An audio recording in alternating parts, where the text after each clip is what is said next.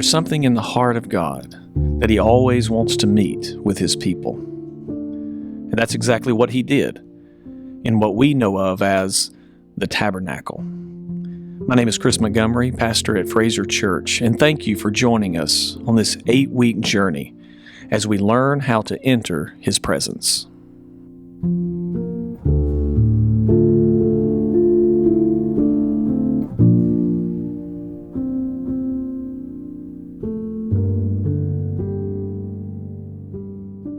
Welcome to day 56 of the Tabernacle, the everlasting Tabernacle. Bruce Barton once wrote, "What has been foreshadowed in God's presence in the tabernacle in Exodus chapter 40, verses 34 and 35, in the temple in 1 Kings 8, verses 10 and 11, and in the bodily presence of God Himself in Jesus from John 1:14, will become a reality in the New Jerusalem. As God had walked with Adam and Eve in the garden, so He will live with His people." Our text today is from Revelation chapter 21, verses 1 through 3. "Then I saw a new heaven and a new earth, for the first heaven and the first earth had passed away, and the sea was no more. And I saw the holy city, New Jerusalem, coming down out of heaven from God, prepared as a bride adorned for her husband. And I heard a loud voice from the throne saying, 'Behold, the dwelling place of God is with man.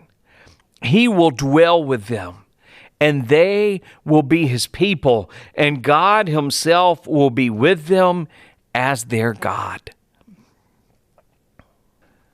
Today concludes our study of the tabernacle. As we have journeyed from the outer court to the holy place and passed through the veil into the Holy of Holies, God has revealed Himself.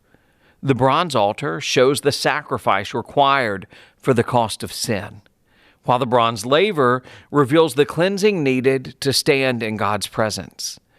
The table of the showbread symbolizes that a relationship with God satisfies, and the golden lampstand foreshadows Jesus as the light of the world.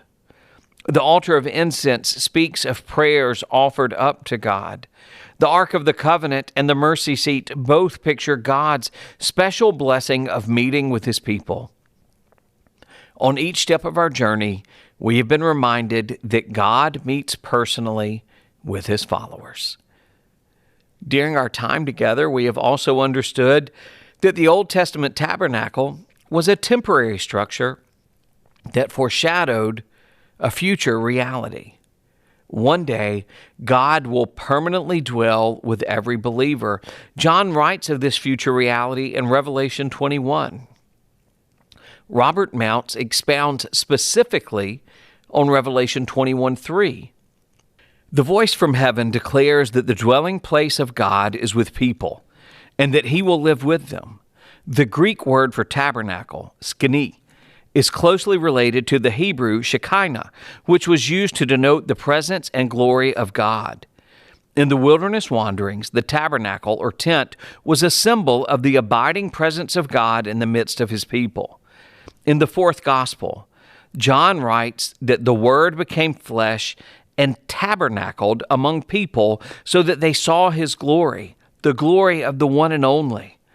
When the seer writes that the tabernacle of God is with us, he is saying that God in His glorious presence has come to dwell with us. The metaphor does not suggest a temporary dwelling. From this point on, God remains with His people throughout eternity. So the dwelling place of God is with man. That's from Revelation 21, verse 3. It's translated in the New American Standard Bible as, "Behold, the tabernacle of God is among the people."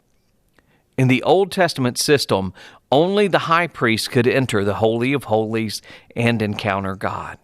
When Jesus died and the veil was ripped from top to bottom, Jesus invited anyone who believed in Him to come into His presence. Bruce Martin shares the following biblical evidence of God's great passion to dwell with his people.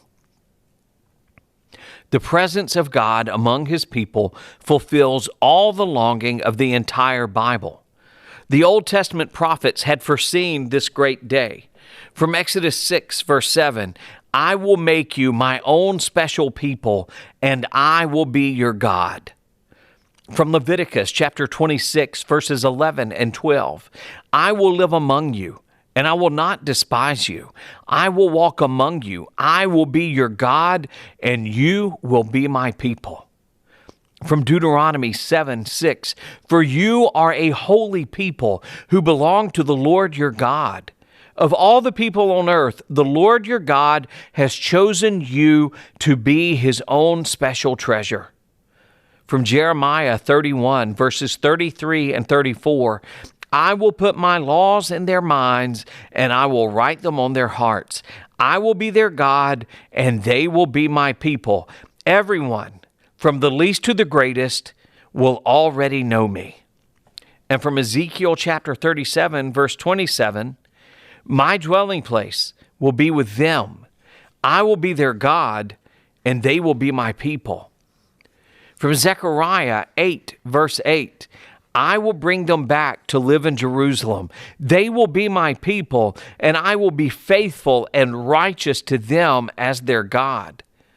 This desire to be in the presence of God should be our strongest desire here on earth and the focus of all our worship. We sincerely hope that this journey through the tabernacle has encouraged you in your relationship with Jesus. Christ died on the cross and rose from the grave to grant you access to God's presence. God desires a personal relationship with you and has done everything to make that possible. May you regularly encounter his holiness, experience his love, and dwell in his presence, knowing that God's home is now among his people. Some questions to consider. How does knowing that in the future God will forever dwell with his people encourage you as you grow as his disciple today?